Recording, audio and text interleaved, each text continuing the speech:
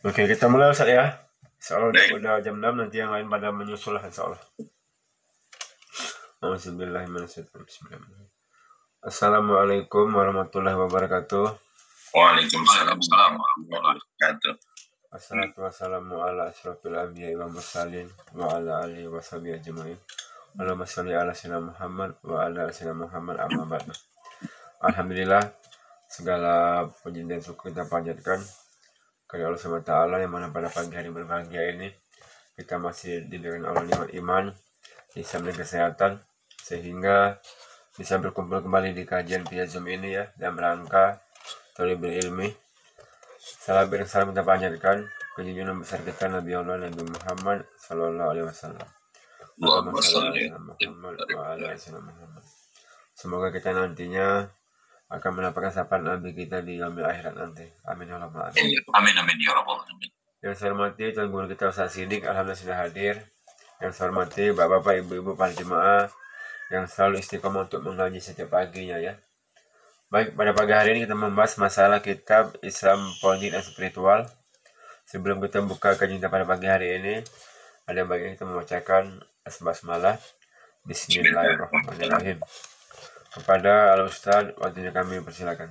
Kepada Ustaz. Ya, baik, terima kasih Bang Bakar. A'udzubillahi minasyaitonirrajim. Bismillahirrahmanirrahim. Assalamualaikum warahmatullahi wabarakatuh. Waalaikumsalam warahmatullahi wabarakatuh. Hamdan wa syukran lillah, salatan wa salaman ala rasulillah. Ashhadu an la ilaha illallah wahdahu la syarikalah.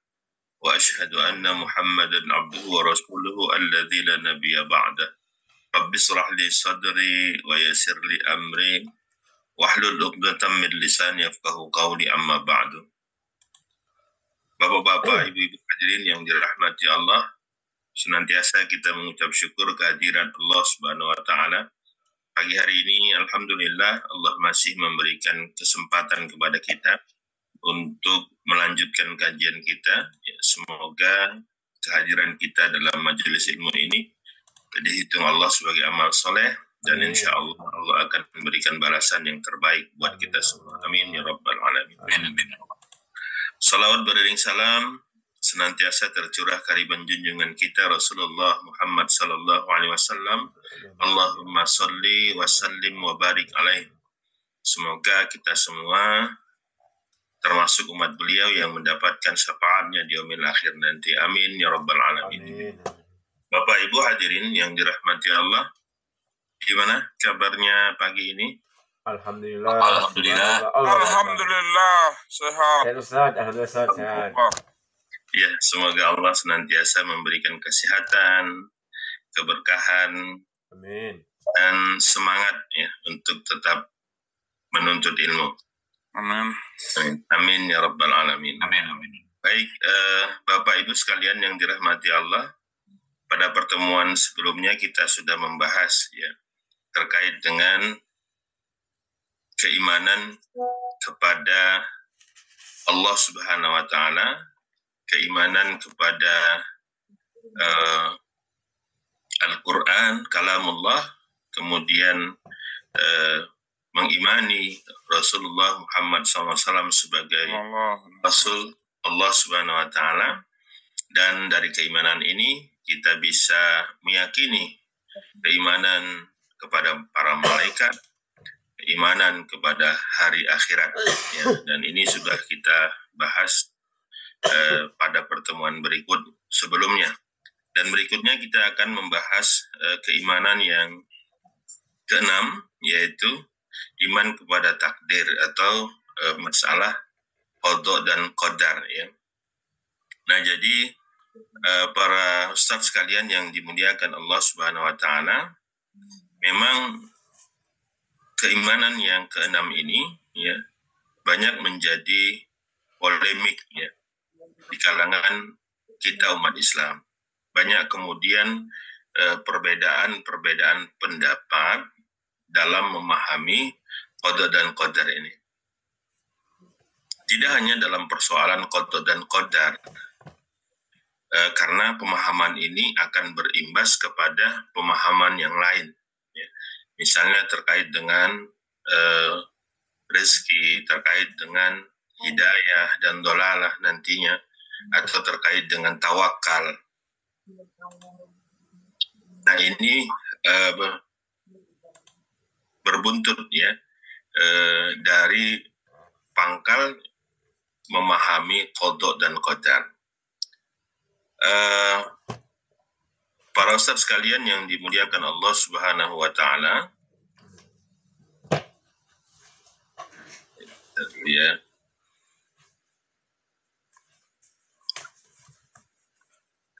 Nah, jadi masalah qada dan qadar ini sebenarnya kalau kita lihat sejarah ya, tidak pernah muncul di zamannya para sahabat. Jadi masalah qada dan qadar ini baru muncul itu sekitar abad keempat Hijriah. Ketika Islam itu sudah tersebar keluar dari Jazirah Arab. Pada saat itu, pemikiran Islam yang dibawa oleh para sahabat itu berbenturan dengan filsafat yang sebelumnya sudah ada di daerah-daerah yang ditaklukkan oleh kaum muslimin. Ya. Jadi pemikiran filsafat Yunani itu sudah ada di daerah-daerah tersebut yang kemudian ditaklukkan oleh kaum muslimin. Awalnya para ulama itu tertantang untuk memecahkan persoalan-persoalan filsafat ini, di mana persoalan ini tidak bisa diselesaikan oleh para pendeta ya, kaum Nasrani gitu. Nah, sehingga para ulama tertantang untuk menyelesaikan persoalan-persoalan tersebut. Baik. Nah, kemudian banyaklah buku-buku filsafat itu diterjemahkan ke dalam bahasa Arab ya. Nah, jadi masalah itu memang mulai muncul ketika banyak ulama yang menerjemahkan buku-buku filsafat Yunani itu ke dalam bahasa Arab. Tujuannya mulia ya, jadi untuk menyelesaikan persoalan-persoalan yang muncul di kalangan kaum Nasrani yang tidak bisa dipecahkan oleh para pemuka agama mereka. Nah, jadi ulama itu tertantang untuk menyelesaikan masalah yang ada dalam kajian filsafat Yunani tersebut ya. Nah, apa yang kemudian menjadi bahasan ya di kalangan para pendeta itu yang akhirnya tidak bisa diselesaikan ya adalah pertama ya, jika manusia itu menulis itu atas kehendak siapa? Muncul kehendak Allah atau kehendak manusia? Atau kemudian jika manusia sholat, itu kehendak siapa? Kehendak Allah atau kehendak manusia? Nah, jika manusia sedekah, itu atas kehendak siapa? Kehendak Allah atau kehendak manusia? Nah, kemudian jika manusia berzina, itu atas kehendak siapa? Ya. Kalau menurut pendapat para ustadz, itu kehendak siapa? Kalau misalnya kita menulis kehendak Allah atau kehendak kita? Kehendak manusia. Kehendak manusia. Kalau sholat, kehendak Allah atau kehendak manusia? Sholat. Iya. Kehendak manusia. Kehendak manusia. Ya. Baik. Nah, kalau kemudian jawabannya adalah ya, kehendak Allah, misal ya, ini kan berarti mayoritas jawabannya adalah kehendak manusia ya, itu nanti yang kedua. Nah, kalau misalnya kita menjawab bahwa semua itu adalah kehendak Allah, ketika kita menulis, ketika kita sholat, ketika kita sedekah, itu adalah kehendak Allah Subhanahu wa taala. Nah, apa kemudian dampaknya? Nah, pertanyaannya, kalau itulah kehendak Allah, kenapa Allah menghendaki ada manusia yang dipaksa untuk berbuat baik? Sebaliknya juga ada manusia yang dipaksa untuk berbuat jahat. Karena pada faktanya manusia itu ada dua golongan. Ada yang baik dalam tanda kutip, ada yang jahat dalam tanda kutip. Ya. Kalaulah itu itu kemudian kehendak Allah, kenapa Allah menghendaki ada yang dipaksa untuk berbuat baik, ya. Kemudian ada juga manusia yang dipaksa untuk berbuat jahat. Nah, pertanyaannya, di mana keadilan Allah? Kalau kemudian semuanya kehendak Allah, berarti manusia tidak punya kehendak. Nah, mengapa kalau manusia dipaksa berbuat jahat, nanti ketika di akhirat harus disiksa di dalam neraka? Nah, pertanyaannya, kalau demikian, apakah Allah itu zalim? Ya, subhanallah, tentunya tidak demikian. Kalau tadi pertanyaannya dijawab dengan kehendak Allah. Nah, kalau misalnya sebaliknya, jawaban seperti jawaban kita semua tadi, ya, mayoritas, itu semua kehendak manusia.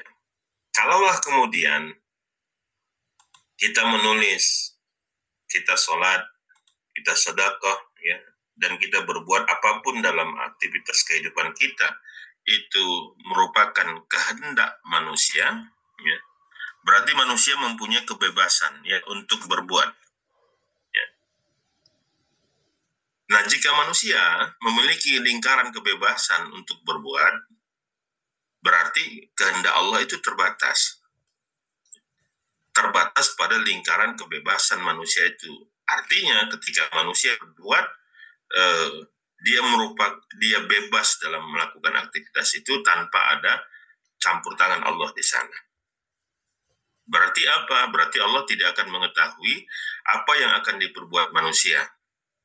Apakah dia berbuat sesuatu setelah itu atau kemudian yang lainnya, kan gitu. Berarti Allah juga belum mengetahui apakah seseorang manusia itu akan masuk surga atau akan masuk neraka nantinya. Kalau menurut para ustadz, kira-kira Allah sudah tahu belum? Apakah kita nanti itu masuk surga atau masuk neraka? Sudah tahu. Sudah, Ustaz. Sudah, yakin. Yakin. Yakin. Kalau kemudian Allah itu sudah tahu, ya berarti Allah itu sudah mengetahui, ya, apakah kita nanti itu masuk surga atau masuk neraka, ya. Karena Allah Maha berilmu, Maha mengetahui apa yang sudah terjadi, sedang terjadi maupun yang belum terjadi, termasuk yang lahir maupun yang batin. Sepakat ya? Sepakat. Ya, oke. Nah, berarti Allah pasti sudah mengetahui apa yang belum dilakukan manusia. Apakah nanti dia akan menjadi baik atau akan menjadi jahat? Allah sudah tahu itu semua. Apakah kita nanti menjadi penghuni surga atau menjadi penghuni neraka? Allah sudah tahu. Ya, termasuk tadi ya, Allah sudah mengetahui secara pasti manusia itu besok atau nantinya akan menjadi penghuni surga atau menjadi penghuni neraka. Sudah pasti tahu ya? Nah, jika Allah sudah pasti tahu, pertanyaannya, untuk apa sekarang manusia itu harus rajin beribadah, harus rajin sholat, harus rajin berdoa, agar besok dimasukkan ke dalam neraka? Karena hari ini tempat kita itu sudah ditentukan. Apakah itu penghuni neraka atau penghuni surga? Betul? Hari ini ketetapan itu sudah Allah tentukan. Apakah kita itu menjadi penghuni neraka atau menjadi penghuni surga?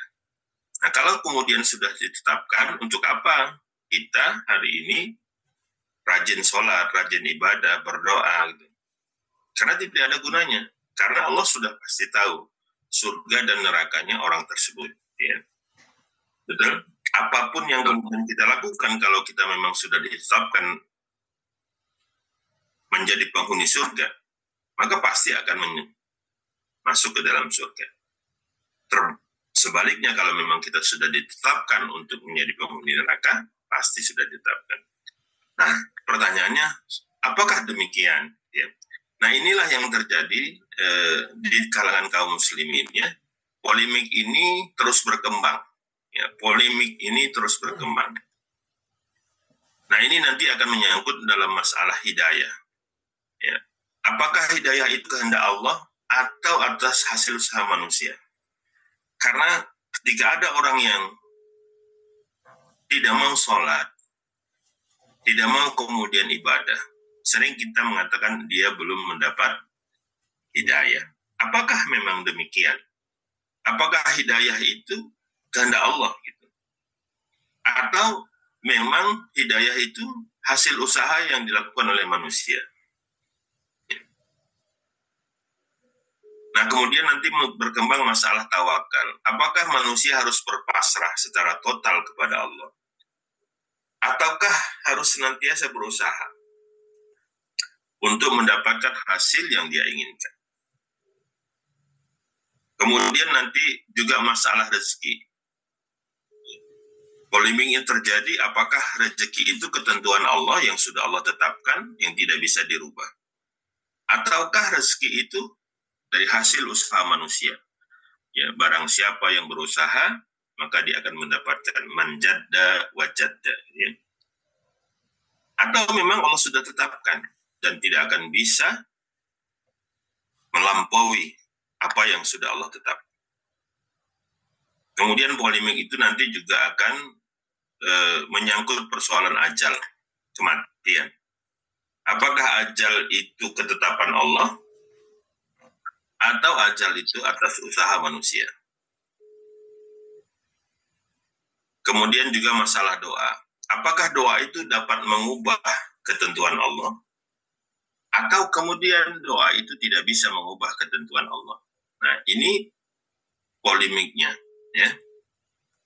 Dan masih banyak lagi dalam masalah-masalah lain yang diawali dari persoalan memahami qadha dan qadar ini. Persoalan memahami takdir ini. Ya. Nah, dalam sejarah, para ustadz sekalian yang dimuliakan Allah, ya, di kalangan umat Islam ini terbelah menjadi dua kelompok ekstrim. Ya.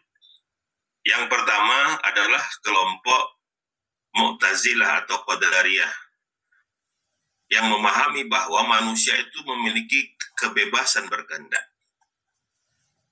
Kelompok kedua ini diwakili oleh golongan Jabariyah yang memahami bahwa manusia itu tidak memiliki kebebasan.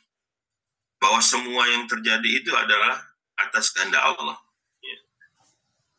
Nah, kira-kira mayoritas kita berpendapat seperti apa tadi? Masuk golongan yang mana gitu ya, tergantung jawabannya.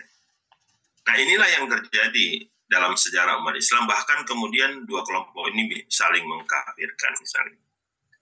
Nah, pertanyaannya mana kelompok yang benar? Nah, ini ada cerita sebenarnya dalam perdebatan ini. Ada yang memahami bahwa mengatakan bahwa yang benar itu adalah kehendak manusia. Kalau kita mau berusaha, pastilah akan mendapatkan. Kelompok Qadariyah, enggak. Kalau memang Allah sudah menentukan apapun yang kita lakukan, ya, kalau Allah sudah menginginkan, maka itu pasti mendapat. Diam saja pun kita, ketika Allah sudah berkehendak, maka kita pasti akan mendapatkan. Kemudian kedua orang ini membuktikan pemahaman mana yang benar. Ya. Apakah manusia yang harus berusaha semaksimal mungkin, atau kemudian kita harus berpasrah secara total kepada Allah Subhanahu wa Ta'ala.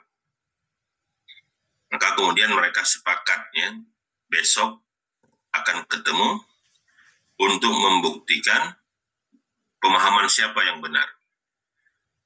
Nah, syaratnya maka kesemuanya, kedua belah pihak harus membawa buah mangga istilahnya, ya. Maka kemudian yang memahami bahwa manusia itu harus berusaha, dia berangkat ke pasar, kemudian bekerja di sana, kemudian mendapatkan uang, baru kemudian dia beli mangga.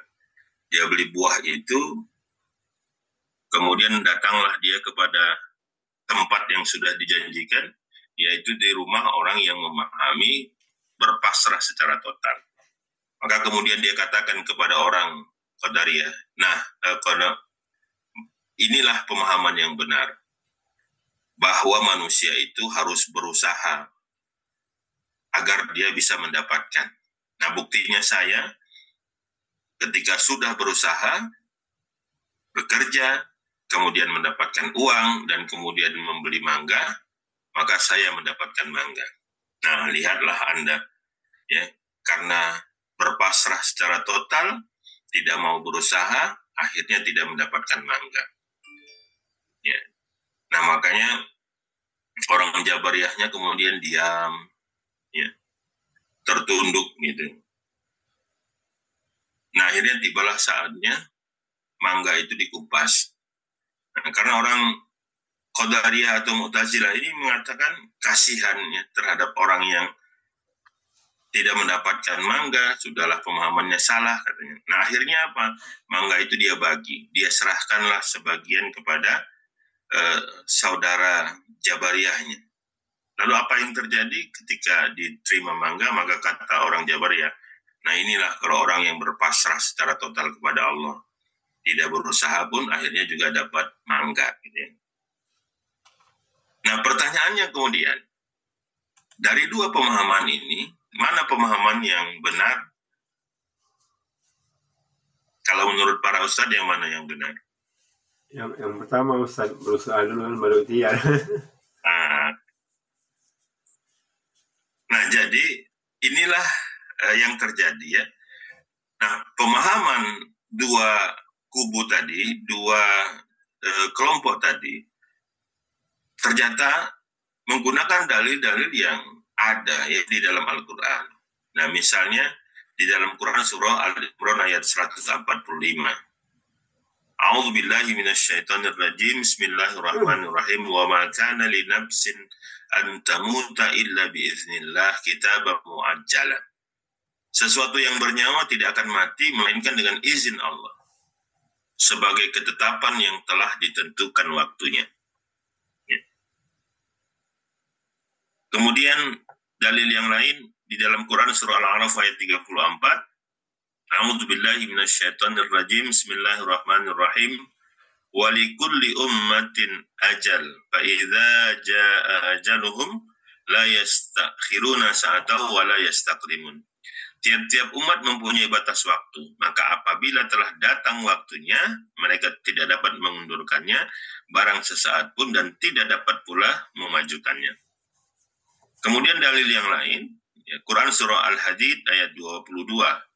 A'udzu billahi minasyaitonir rajim. Bismillahirrahmanirrahim. Ma asaba min musibatin fil ardi wala fi anfusikum illa fi kitabim min qabli an nabra'aha. Inna dzalika 'ala Allahi yasir.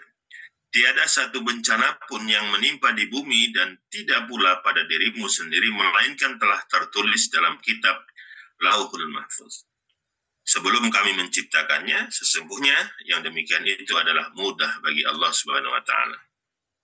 Kemudian dalil yang lain, Quran surah At-Taubah ayat 51, Allah berfirman, A'udzubillahi minasyaitonir rajim.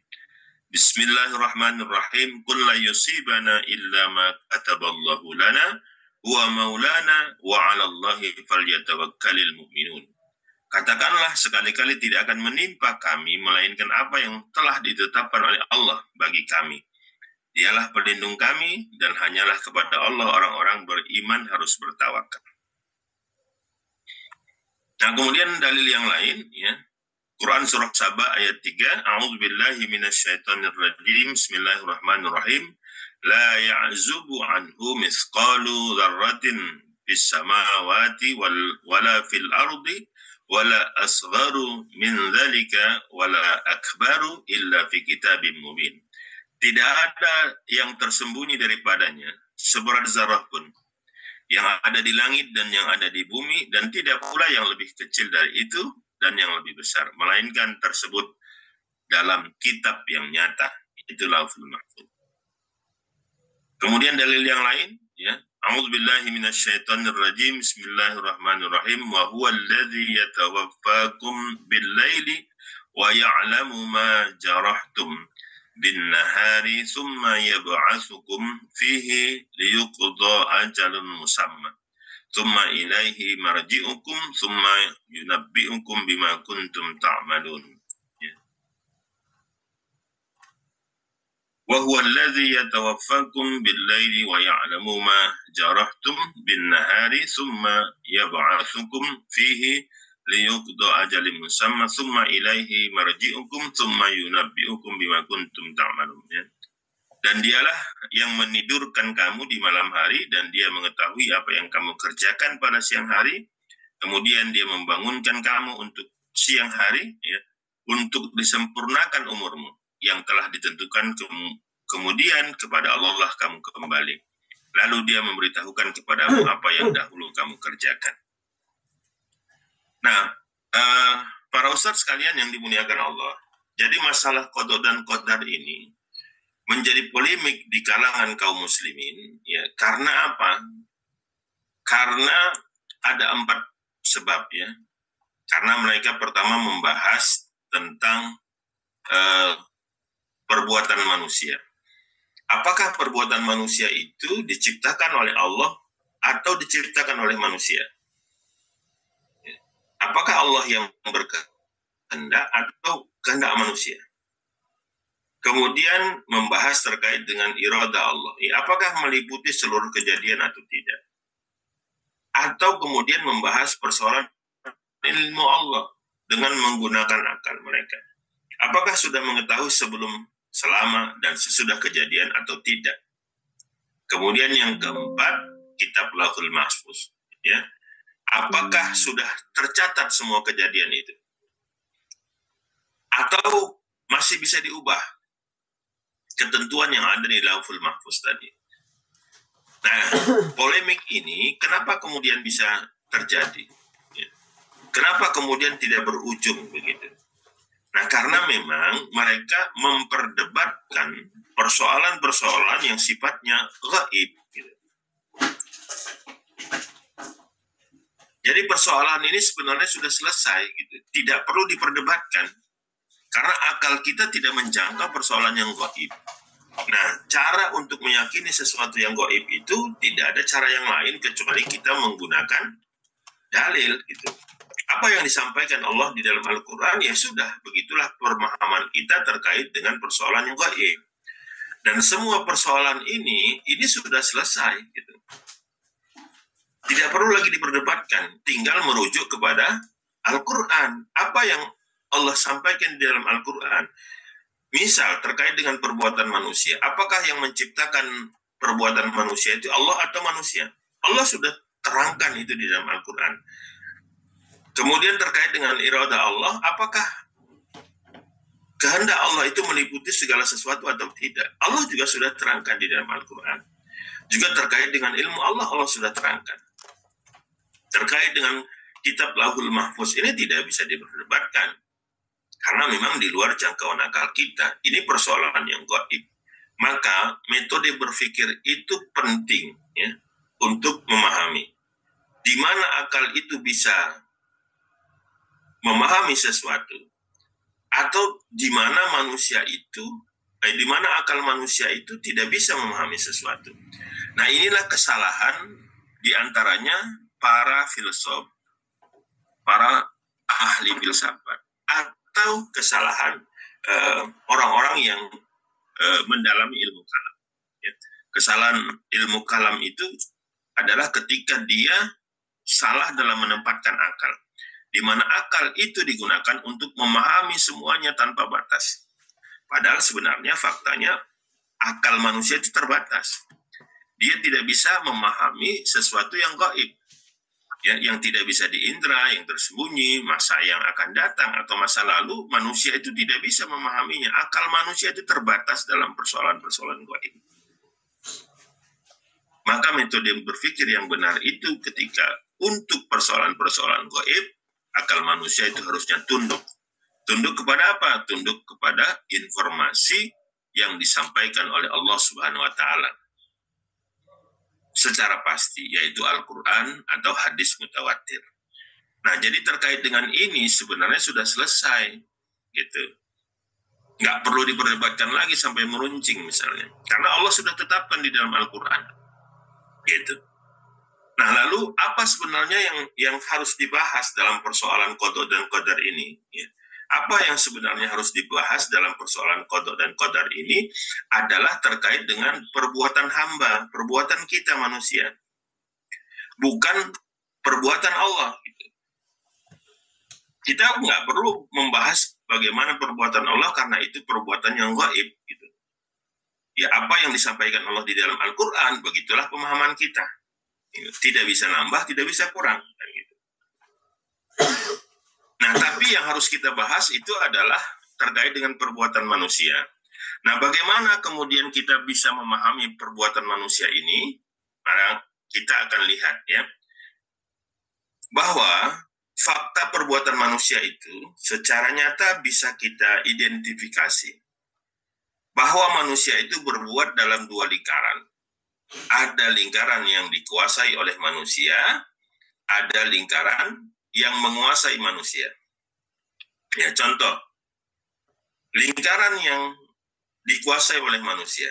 Ya, salah satu contohnya adalah ketika tadi habis sholat subuh, atau sebelum subuh, kemudian ketika kita bangun tidur, maka ada pilihan, mau bangun, sholat subuh, atau kemudian mau tidur kembali. Nah, setelah sholat subuh ada pilihan lagi, mau ikut kajian, masuk Zoom, atau kemudian memilih aktivitas yang lain. Nah, ini adalah wilayah yang dikuasai oleh manusia. Nah, makanya, ya. Nah, yang kedua, ada wilayah yang menguasai manusia, di mana manusia tidak diberikan pilihan oleh Allah Subhanahu wa Ta'ala. Ya. Bahwa manusia dipaksa oleh Allah Subhanahu wa Ta'ala ya, untuk menerima, ya, untuk menerima apa yang sudah Allah tetapkan. Nah, ada yang kemudian terikat dengan nizamul wujud, ya, memang semata-mata karena kehendak Allah. Misal, kita tidak bisa memilih lahir, kapan, dan di mana. Nggak ada kita yang bisa memilih. Ya, kenapa kita harus jadi orang Jawa? Kenapa kita terlahir jadi orang Batak misalnya? Kenapa kita terlahir jadi orang Padang misalnya? Nggak ada yang bisa memilih. Nah, itu sudah merupakan ketentuan Allah Subhanahu wa Ta'ala. Ada juga yang kemudian tidak terikat atau di luar nizamul wujud. Ya, misalnya kecelakaan. Kita sudah jalan sesuai dengan ketentuan, tidaklah kebut-kebutan, jalan sudah sebelah kiri yang merupakan jalan kita. Nah, tahu-tahu tiba-tiba ya ada yang kemudian menabrak kita misalnya. Atau misalnya kecelakaan pesawat. Sudah kemudian diperiksa, pesawat layak terbang, tahun pembuatannya juga masih baru misalnya. Tapi kemudian tiba-tiba di udara mati mesinnya, ya. Dan kemudian jatuh. Ya. Nah, ini di luar kuasa manusia. Ya. Baik itu terikat dengan nizamul wujud atau ketentuan Allah, atau memang ada campur tangan manusia di dalamnya. Nah, inilah yang disebut dengan wilayah qada. Ya. Nah, kalau dalam wilayah yang menguasai manusia, yang kita kuasai, maka ini nanti yang akan dihisab. Ketika Allah berikan pilihan kepada kita untuk melakukan sesuatu atau tidak melakukan sesuatu, maka wilayah inilah nanti para ustadz yang dirahmati Allah yang akan dihisab oleh Allah. Misalnya tadi, ketika bangun, apakah kita mau sholat subuh atau tidak? Ketika selesai sholat subuh, mau ikut kajian atau tidak? Maka pilihan-pilihan yang kita lakukan tadi dalam wilayah yang kita kuasai ini akan dihisab oleh Allah. Kalau kita laksanakan sesuai dengan tuntunan Allah, sesuai dengan syariat Allah, sesuai dengan perintah dan larangan Allah, maka kita akan mendapatkan pahala. Sebaliknya, kalau melanggar syariat Allah, maka kita akan mendapatkan siksa. Ya, nah, inilah wilayah yang kita kuasai. Nah, wilayah yang menguasai kita inilah yang dinamakan sebagai qada, sebagai ketentuan Allah, di mana manusia tidak punya campur tangan dalam wilayah ini, di mana manusia harus terima dalam masalah ini. Nah, terkait dengan masalah qada ini, maka Maka dua hal yang harus dilakukan oleh manusia dan tidak bisa melakukan hal yang lain. Yang pertama, ketika ketentuan Allah itu sesuai dengan keinginan manusia, maka dia bersyukur. Sebaliknya, ketika ketentuan Allah itu tidak sesuai dengan keinginan manusia, maka dia bersabar. Nah, inilah yang bisa kita lakukan di wilayah qadha, di wilayah ketentuan Allah Subhanahu wa taala. Nah, inilah yang harusnya kita bisa memahami qadha dan qadar itu secara benar karena sesuai dengan fakta yang ada.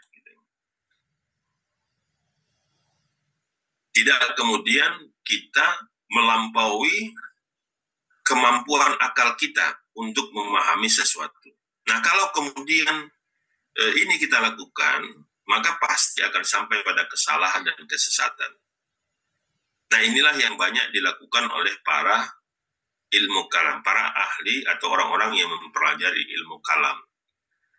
Mereka menggunakan akalnya secara bebas tanpa batasan. Padahal sebenarnya faktanya akal kita manusia itu terbatas, ya.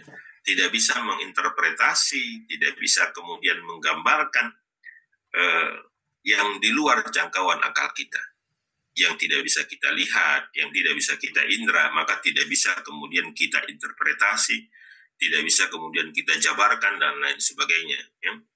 Maka ketika kita menggunakan akal itu di luar batas kemampuannya, ya, maka mulailah kita kemudian menakwilkan, ya, menggambarkan. Padahal sebenarnya sesuatu yang kita takwilkan, sesuatu yang kita gambarkan itu tidak bisa kita jangkau. Nah, biasanya orang-orang yang kemudian menggunakan akalnya di luar batas kemampuan itu menggunakan metode mantik, ya. Biasanya orang filsafat itu menggunakan metode mantik dalam proses berpikirnya. Sebenarnya tidak boleh demikian. Tidak bisa kita menggunakan metode mantik dalam proses berpikir. Kenapa? Karena dia bisa sampai pada kesalahan.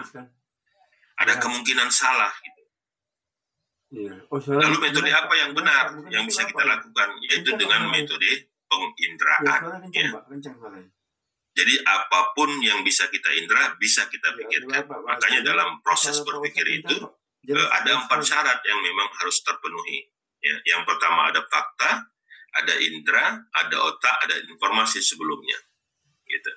Nah, bagi orang-orang filsafat, mereka itu tidak menggunakan syarat yang keempat. Ya. Jadi mereka tidak butuh informasi, ya, karena mereka menggunakan akalnya bebas gitu. Nah, akhirnya apa? Akhirnya akal yang menjadi azas, ya. Termasuk misalnya dalam memahami Al-Quran. Jadi akal yang menjadi patokan. Jadi mereka menerjemahkan, mentakwilkan Al-Quran itu sebagaimana akalnya, menurut akalnya. Gitu. Harusnya sebaliknya, Al-Quran itulah yang kemudian menjadi patokan. Bagaimana Al-Quran itu memahami akal, ya harusnya seperti itu. Gitu. Ya. Nah, jadi para ustadz sekalian yang dimuliakan Allah, untuk wilayah yang menguasai manusia, maka ini tidak akan dihisab oleh Allah. Jadi inilah yang penting kita memahaminya. Ya, mana perkara-perkara yang memang nanti ada hisabnya, harusnya perhatian kita tertuju kepada itu. Tapi untuk persoalan yang memang sudah ketentuan Allah, ya sudah, kita nggak bisa apa-apa gitu. Karena kita tidak punya andil di dalam aktivitas itu. Di dalam ketentuan Allah itu kita tidak punya andil. Kita dipaksa. Maka nanti tidak akan Allah hisab. Maka yang kita lakukan, kalau tidak bersyukur, ya bersabar. Ya, terkait dengan wilayah yang menguasai kita. Nah, jadi bagaimana dengan qadar yang kedua? Ya, tadi qadha, ketentuan Allah. Nah, qadar dalam bahasa Arab, dalam bahasa kita sama dengan kadar. Ya. Kadar, yaitu setiap benda itu memiliki khasiat, ya. Memiliki kadar, memiliki khasiat. Ya. Misal api sifatnya membakar, pisau bisa memotong, roti misalnya bisa mengenyangkan, nasi bisa mengenyangkan dan lain sebagainya. Ya. Semuanya benda yang Allah ciptakan itu ada khasiatnya. Ya.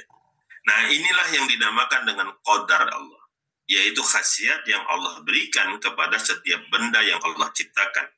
Khasiat inilah yang disebut dengan qadar. Ya. Seperti tadi, api sifatnya membakar, pisau sifatnya bisa memotong, roti bisa sifatnya mengenyangkan. Maka kalau mau kenyang, ya makan roti. Kalau satu tidak bisa kenyang, dua. Dua tidak bisa kenyang, tiga, dan seterusnya. Cuman kadang orang Indonesia ini kalau belum makan nasi katanya belum makan. Ya. Ya, ini yang keliru sebenarnya. Walaupun roti udah masuk 10 misalnya. Nah, jadi para ustadz sekalian yang dimuliakan Allah, nah qadar ini tidak akan dihisap oleh Allah.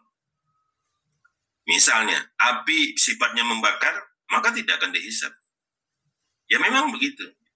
Tapi, bagaimana kemudian manusia menggunakan qadar atau khasiat benda ini nanti yang akan dihisap.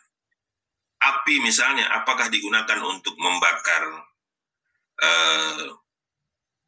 atau memasak makanan, maka itu akan mendapatkan pahala dari Allah. Ya. Sebaliknya kalau api digunakan untuk membakar orang, misalnya membakar rumah dan lain sebagainya. Pisau misalnya punya khasiat memotong, itu qadar Allah, tidak akan Allah hisab. Tapi bagaimana manusia menggunakan pisau itu dengan khasiatnya, maka ini nanti yang akan dihisab. Ya. Nah, kemudian terkait dengan qadar Allah ini ada situasi-situasi tertentu di mana khasiat itu tidak sesuai dengan lazimnya gitu ya. Misal, ketika Nabiullah Ibrahim alaihissalam dibakar api itu tidak bisa membakar beliau. Bahkan beliau dalam Al-Quran disebutkan keluar dari api itu dengan kedinginan gitu. Nah, hal ini terjadi karena Allah Subhanahu wa taala mencabut khasiat benda tersebut. Ini biasanya terjadi kepada para nabi dan rasul ya, sebagai mukjizat. Ya, sebagai pertanda kenabian mereka. Jadi api tidak bisa membakar karena memang Allah yang cabut khasiatnya. Nah, lalu bagaimana ketika pisau itu ada yang menusuk-nusukkan ke badannya, tapi kok nggak tembus, kok nggak bisa memotong, kan gitu. Ya, berarti dua. Ya, kalau itu tidak sulap, berarti sihir. Gitu ya. Berarti ada hal dua ini. Gitu. Karena tidak lagi ada nabi setelah diturunkannya Rasulullah SAW. Ya. Jadi ketika dia tidak mampu dipotong, tidak mampu kemudian dibacok dengan senjata tajam misalnya, bukan berarti itu mereka adalah para nabi, ya, karena Allah mencabut khasiat benda tersebut, tidak, ya, karena kita yakin tidak lagi ada nabi dan rasul. Nah, gendangnya dua, ya, kalau itu tidak sulap berarti sihir. Ya, sulap mungkin itu bukan pisau, bisa jadi itu bukan senjata tajam, tapi bentuknya seperti senjata tajam. Atau bisa jadi misalnya tidak kena dipotongkan, ya, tapi kelihatannya seperti kena gitu.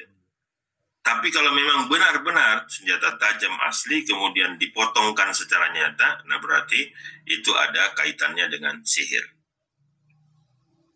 Nah, para ustadz sekalian yang dimuliakan Allah, ya, khasiat inilah yang bebas untuk digunakan oleh manusia. Bisa digunakan untuk kebaikan, bisa digunakan untuk kejahatan. Nah, ini nanti yang akan dihisab. Bagaimana manusia menggunakan khasiat itu. Kalau digunakan sesuai dengan syariat atau sesuai dengan perintah dan larangan Allah, maka dia akan mendapatkan pahala.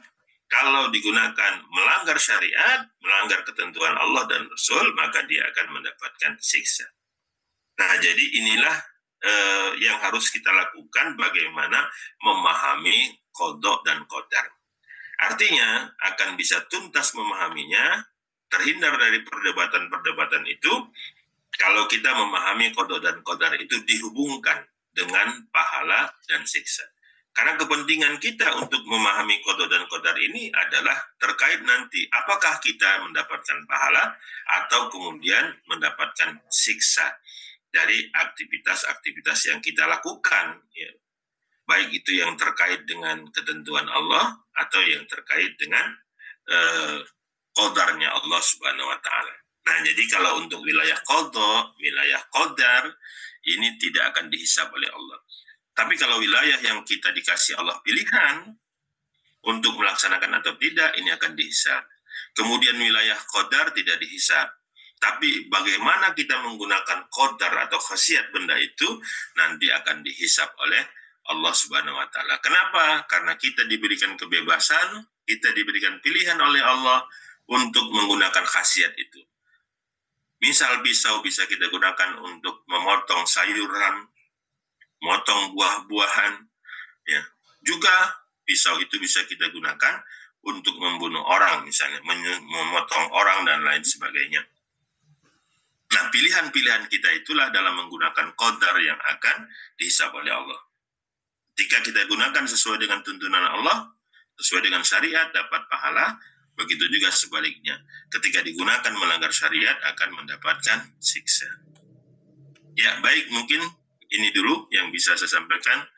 Saya kembalikan ke Bang Bakar, mungkin ada diskusi yang bisa kita lakukan.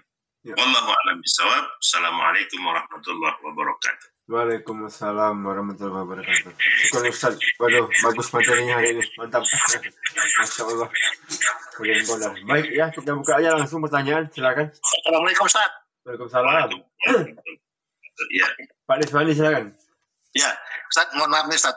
Kita kan udah belajar misalnya, udah mengetahui satuan-satuan gitu. Misalnya panjang satuannya meter, berat satuannya kilo. Bagaimana dengan dosa dan pahala Ustaz? Sampai mana satuannya gitu Ustaz? Contoh pahala seperti haji, dosa seperti menjinahi ibu kandung sendiri. Nah, seperti ini kan mungkin bisa jadi pertimbangan kita kalau seandainya kita bisa introspeksi diri kita, pahala kita lebih besar daripada ini gitu Ustaz. Nah, itu menurut pemikiran saya Ustaz, yang awam ini Ustaz. Syukur Ustaz. Itu aja Ustaz. Ya. Baik. Terkait dengan satuan ya. Kalau satuan itu sesuatu yang bisa kita indra. 1 meter itu faktanya seperti apa? Kemudian 1 kilogram itu faktanya seperti apa? Kan gitu. Maka kita bisa menentukan itu. Dan kita bisa menggambarkan itu karena memang faktanya ada. Tapi terkait dengan dosa dan pahala, memang ini adalah persoalan gaib ya, yang memang tidak bisa kita indra. Artinya orang yang berdosa itu sebesar apa dosanya, tidak bisa kemudian kita lihat.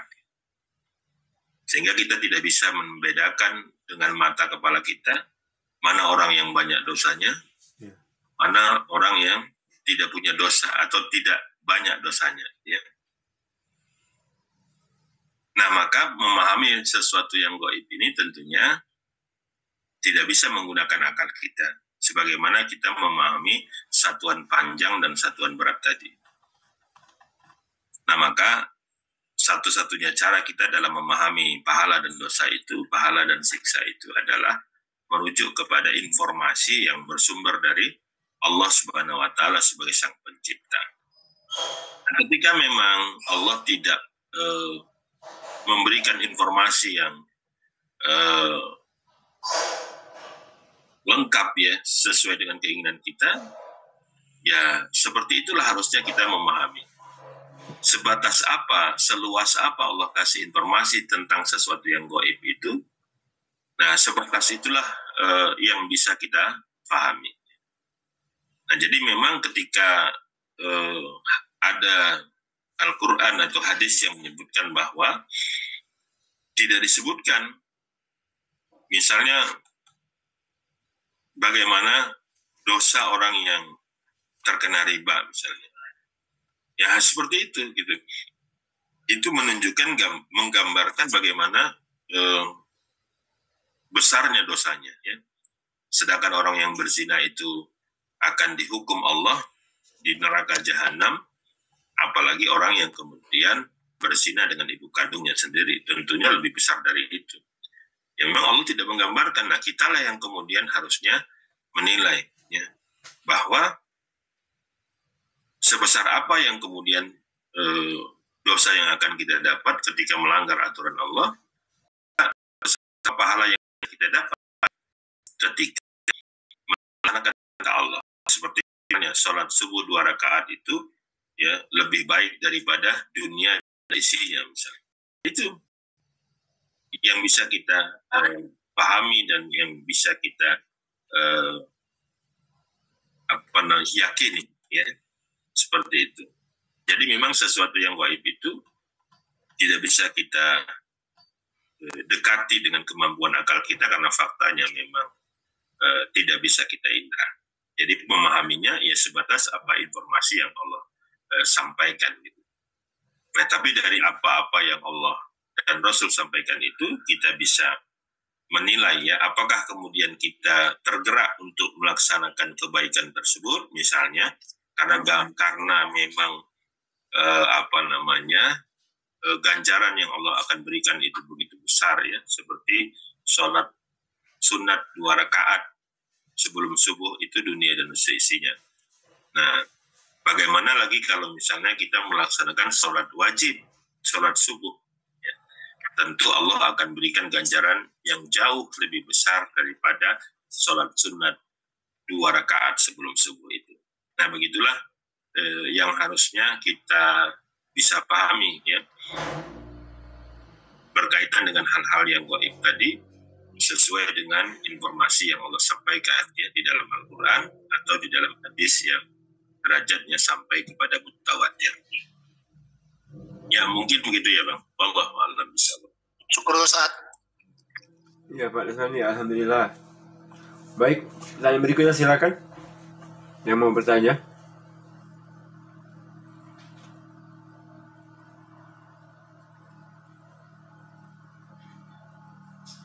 Silakan bapak-bapak yang mau bertanya. Dibuka aja mikrofonnya. Pokoknya kalau bukan di luar jangkauan kita, nggak usah kita. Assalamualaikum warahmatullahi wabarakatuh. Pak Matondang. Iya Ustaz, itu tadi kan ada hal yang dikuasai oleh manusia Ustaz. Iya. Jadi hal yang telah dikuasai manusia itu sudah kita berdaya dan upaya, tetapi belum juga dapat kita raih Ustaz. Apakah itu bisa larinya ke yang tidak dikuasai manusia juga Ustaz? Adanya lah karena kehendak Allah, begitu Ustaz jadinya. Apakah demikian Ustaz pemahamannya? Ya, baik. Di dalam Al-Quran juga Allah sebutkannya, la yukallifullah nafsan illa wus'aha laha ma kasabat wa 'alaiha ma kasabat. Allah tidak akan membebani manusia itu di luar kemampuannya. Jadi kita yakin segala perintah dan larangan Allah itu pasti ya di wilayah yang bisa kita laksanakan ya, sebagai manusia. Nah, ketika kemudian kita sudah melaksanakan perintah Allah tadi, namun kemudian hasil yang kita dapatkan itu belum sesuai dengan apa yang kita inginkan misalnya, atau kita anggap bahwa itu belum berhasil. Padahal semua proses, semua perintah yang Allah perintahkan itu sudah kita jalankan, ya, maka ya itulah kemudian yang Allah berikan. Ya itulah sudah ketentuan Allah tadi, gitu ya. Maka ketika kita menjalankan setiap aktivitas itu dengan diiringi ya, atau dibarengi dengan tawakal kepada Allah, maka kita tidak akan kecewa ya, terhadap hasil yang kemudian akan kita dapatkan. Maka dalam setiap aktivitas kita ya harusnya selalu dengan diiringi tawakal kepada Allah. Baik itu sebelum melakukan aktivitas, ketika melakukan aktivitas, dan setelah aktivitas. Ya, kita tetap bertawakal kepada Allah. Kita tetap punya kesadaran hubungan kita dengan Allah. Sebelum melakukan aktivitas misalnya, ada sebuah kegiatan. Apakah kegiatan ini kita lakukan atau tidak? Ini kan aktivitas sebelum. Ya, ketika kita memilih aktivitas itu, mau dilaksanakan atau tidak, maka harus ada tawakal di situ. harus ada kesadaran hubungan kita dengan Allah. Maka kita akan menilai kalau aktivitas ini sesuai dengan perintah Allah atau dihalalkan oleh Allah, dibolehkan oleh Allah, maka kita akan jalankan. Tapi sebaliknya, kalau kemudian ini menguntungkan secara ekonomi, menguntungkan, ya, dapat harta yang banyak, tapi ketika Allah haramkan, maka tidak akan kita ambil. Inilah tawakal sebelum kita melakukan aktivitas. Ketika kita melakukan aktivitas, juga harus ada tawakalnya, harus ada kesadaran hubungan kita dengan Allah. Artinya proses itu, walaupun itu sesuai dengan kemampuan kita, ya, maka kita akan jalankan proses itu dengan menyesuaikan perintah dan larangan Allah. Proses itu kita lakukan sesuai dengan perintah dan larangan Allah. Nah, inilah bentuk tawakal kita tadi. Inilah bentuk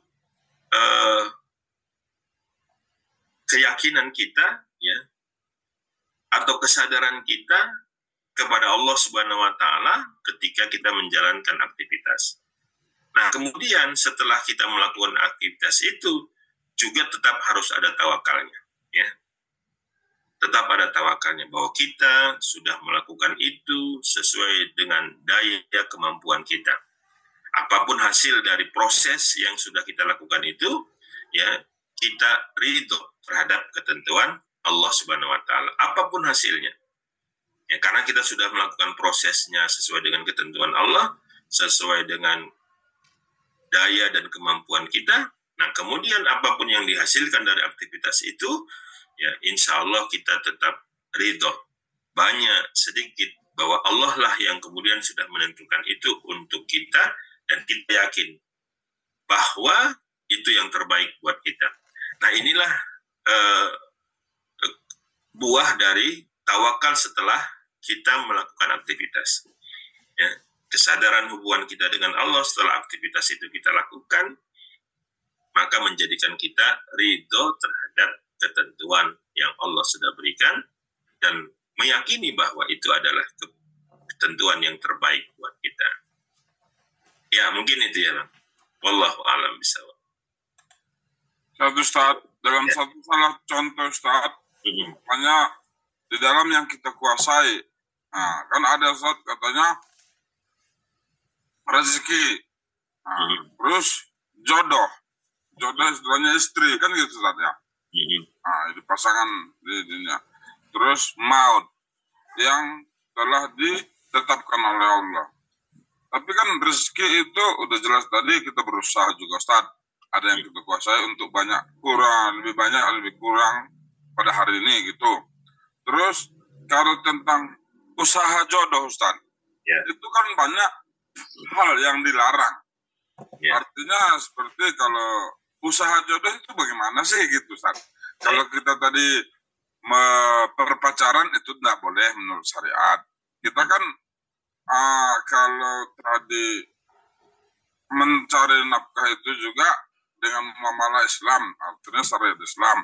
Nah, jodoh juga ya dengan syariat Islam. Ada katanya yang apa itu Ustaz, yang datang orang melamar nanya langsung gitu Ustaz. Nah, taruh gitu Ustaz ya. Jadi kalau kita lihat Ustaz, di dalam namanya mencari jodoh, kan gitu Ustaz. Berarti ada usaha kita, mau 1, 2, 3 atau istri kan masih ada hak pilihan kita Ustaz.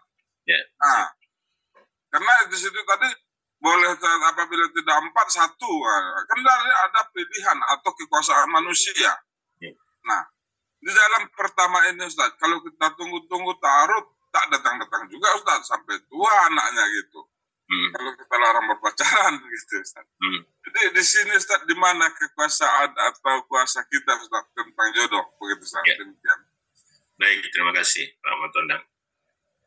Nah, kalau kemudian kasus ini ya, kemudian kita dalam kasus jodoh Ustaz. Iya, kita masukkanlah ke dalam pemahaman tadi, tawakal sebelum, ketika melaksanakan aktivitas, dan setelah ya aktivitas itu kita lakukan, tetap harus ada tawakal. Yang pertama, terkait dengan persoalan jodoh. Bagaimana tawakal kita sebelum melakukan proses pencarian jodoh tadi? Maka kita harus menentukan dulu. Pertama, kita yakin bahwa jodoh itu sudah Allah tetapkan. Ya. Ini keyakinan kita. Tapi kita tidak tahu ya penetapan itu seperti apa. Tapi yakinlah bahwa setiap orang itu pasti ada jodohnya. Nah, kemudian keyakinan ini ya akan menjadikan kita memilih bagaimana caranya gitu. Apakah sesuai dengan aturan Allah atau melanggar aturan Allah? Karena kita sudah yakin bahwa jodoh itu sudah Allah tetapkan. Maka ketika proses pencarian jodoh itu, kita akan menyesuaikan dengan aturan Allah Subhanahu wa Ta'ala. Inilah bentuk tawakal kita ketika menjalani proses. Ya. Misalnya, kata Rasulullah SAW dalam sebuah hadis, dinikahi wanita itu karena 4 hal. Ya, karena kecantikannya, karena keturunannya, ya karena hartanya, dan karena agamanya. Maka kata Rasulullah, pilihlah yang baik agamanya.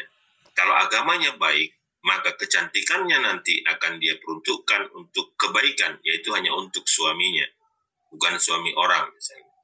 Kalau dia punya harta, maka dia akan peruntukkan dengan kebaikan, untuk kebaikan. Begitu juga keturunannya. Maka pilihan yang harus diambil sebelum kemudian kita menjalani proses itu sudah diberikan tuntunan. Maka cari yang bagus agamanya gitu. Ya nggak apa-apa kalau misalnya keempat-empatnya ada. Ya sudah soleha misalnya, cantik kayak bintang film, ya pandai menjaga kehormatan misalnya, ya kan? Anak orang kaya misalnya, anak satu-satunya lagi, orang tuanya sudah tua sekali misalnya. Warisannya 7 keturunan. Iya, warisannya 7 keturunan. Ya nggak masalah gitu. Karena memang dibolehkan. Tapi yang paling penting agamanya.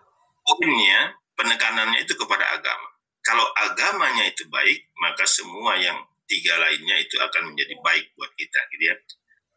Jangan poinnya itu kecantikan, bahaya. Kalau misalnya cantiknya nggak ketulungan, tapi agamanya tidak baik, sakit hati nanti suaminya. Kecantikannya itu hanya diperuntukkan untuk suami orang, misalnya laki-laki lain. Coba gimana perasaan suaminya itu? Mungkin lebih bagus lah dapat istri yang jelek misalnya, kan gitu. Pada istri yang cantik. Kenapa? Karena yang cantik itu tidak bagus agamanya. Maka cari yang agamanya itu bagus. Gitu. Itu tuntunan. Nah, kemudian dalam menjalani prosesnya sudah ditetapkan oleh Allah ya, bahwa pergaulan antara laki-laki dan perempuan itu terpisah. Gitu. Tidak boleh berinteraksi secara langsung. Ya. Yang bukan umumnya tidak boleh berpacaran gitu. Nah, iya, tapi Ustadz pacarannya itu nggak ngapa-ngapain gitu. Loh, nggak ngapa-ngapain. Loh, nggak ngapa-ngapain pacaran kan gitu. Ada pula pacaran yang syar'i sekarang ya. Bedanya pacaran yang syar'i itu ya apelnya kalau biasanya malam Ahad ya, malam Minggu. Kalau yang syar'i itu malam Jumat gitu. Ya. Biasanya nongkrongnya itu di kafe, ya, di bioskop. Kalau yang tidak syar'i, kalau yang syar'i nongkrongnya di teras masjid misalnya, sekalian sholat tahajud. Ini salah. Senang kali Pak Fakar Ustaz. Bukan, maksudnya nggak masuk akal ya. Ya. Memori yang lama ingat Ustaz. Ya, ngajar. Belajar dulu. Harusnya prosesnya juga sesuai. Dia ditanya, misalnya ada yang mau kita taksir, ya kan? Kalau mampu ya tanya orang tuanya, tanya walinya. Ada yang sudah melamar atau belum? Karena kita tidak boleh melamar seorang gadis yang sudah dilamar oleh saudaranya. Maka tanya, apakah sudah ada yang melamar atau belum? Yang belum ada Pak Matondang misalnya. Nah ya udah, lamar gitu. Ya. Kenapa kemudian kita berani melamar? Karena sebelumnya kita sudah melakukan survei, ya. Tapi bukan kita yang melakukan survei, itu bisa kita lakukan, tanya gadis itu baik atau tidak agamanya gitu ya. Siapa yang ditanya? Kalau bisa ditanya walinya silakan. Tapi bisa ditanya juga teman-temannya, orang-orang yang ada di sekitarnya. Ya, gadis itu gimana kira-kira, soleha atau tidak gitu. Nah, inilah yang dilakukan. Nah, kalau sahabat dulu, para sahabat itu saling menawarkan kepada orang-orang yang dia yakini laki-laki itu bisa menjaga anaknya. Makanya dulu ya Umar bin Khattab, Abu Bakar Siddiq itu menawarkan kepada Rasul, sangat senang mereka. Ya, anak mereka itu dinikahi oleh Rasulullah SAW, walaupun pernikahan itu adalah perintah Allah ya. Tetapi bersyukur kali mereka itu ketika suami dari anak perempuannya itu bisa mereka yakini menjaga keimanannya gitu.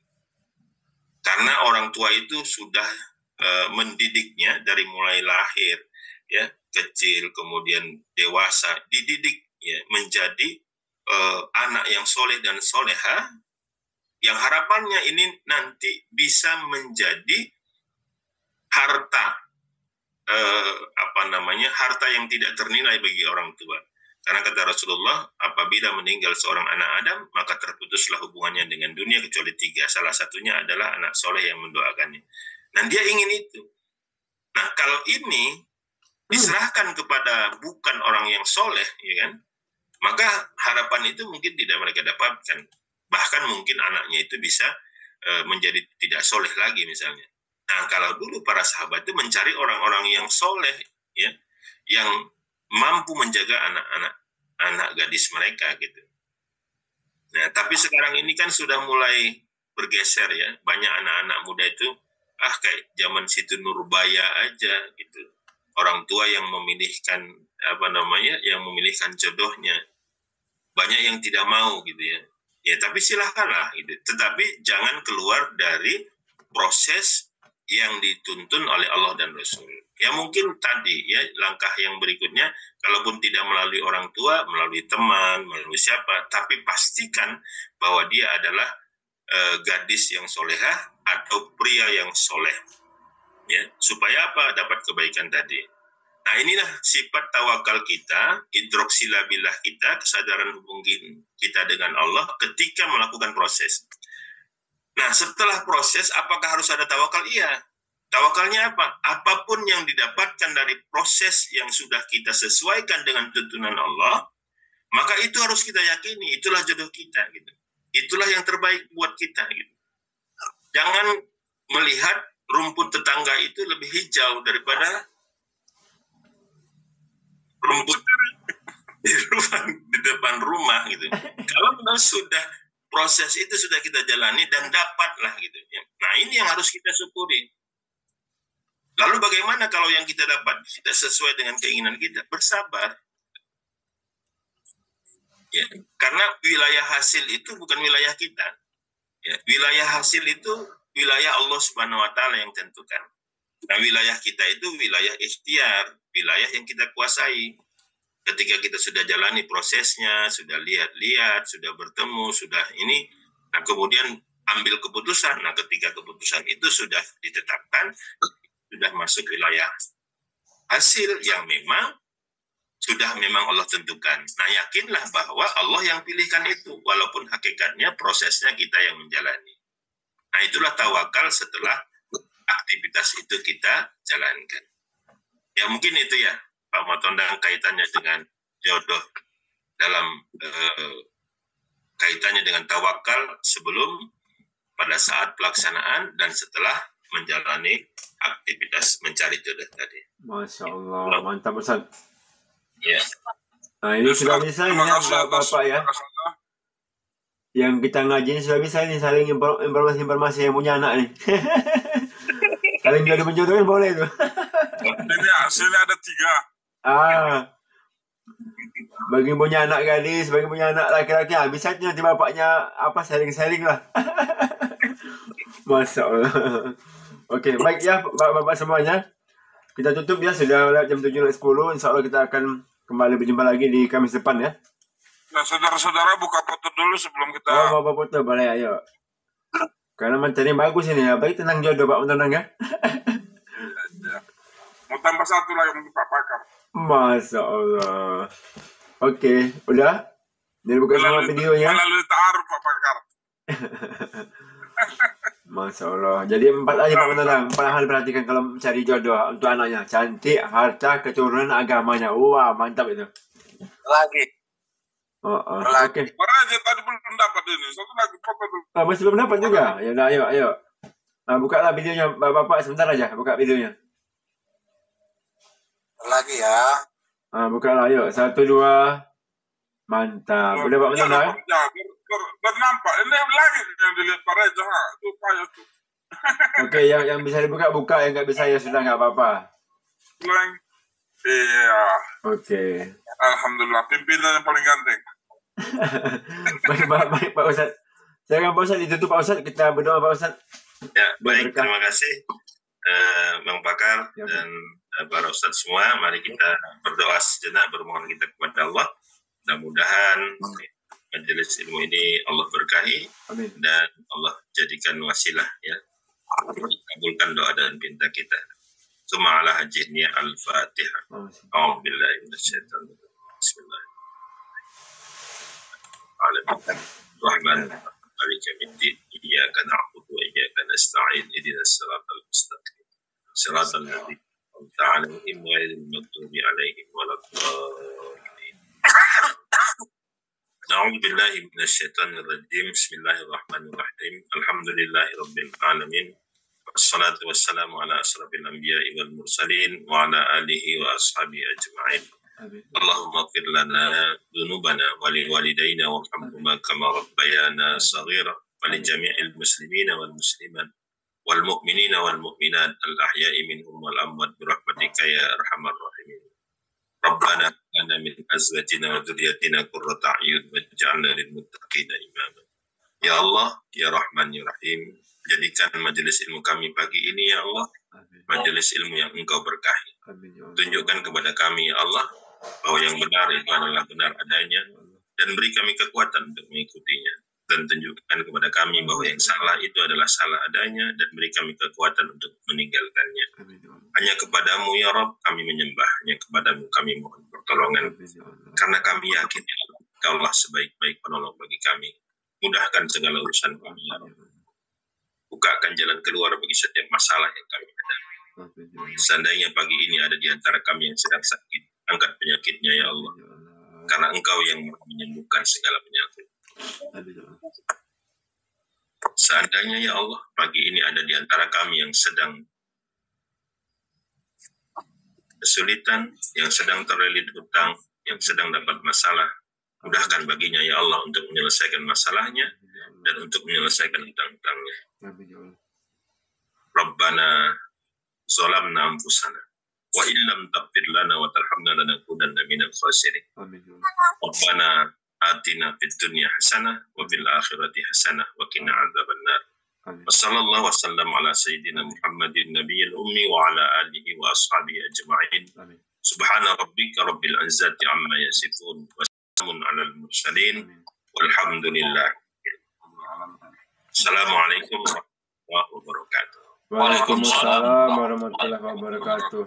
Syukur Ustaz, jazakan Ustaz atas ilmu waktu materi disampaikan, semoga bermanfaat untuk bapak-bapak dan ibu-ibu yang pada pagi hari ini. Semoga Ustaz selalu dalam lindungan Allah, dimudahkan segala urusannya, dilancarkan segala rezekinya, dan selalu dalam lindungan Allah Subhanahu wa ta'ala. Amin ya rabbal alamin. Baik bapak-bapak ya, kita tutup ya dengan baca hamdalah alhamdulillahirabbil alamin, dan juga doa kepada majelis. Subhanallah bihamdika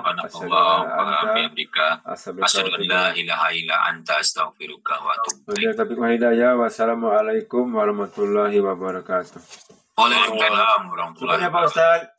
Ya, ya Ustaz. Syukur Ustaz. Ya.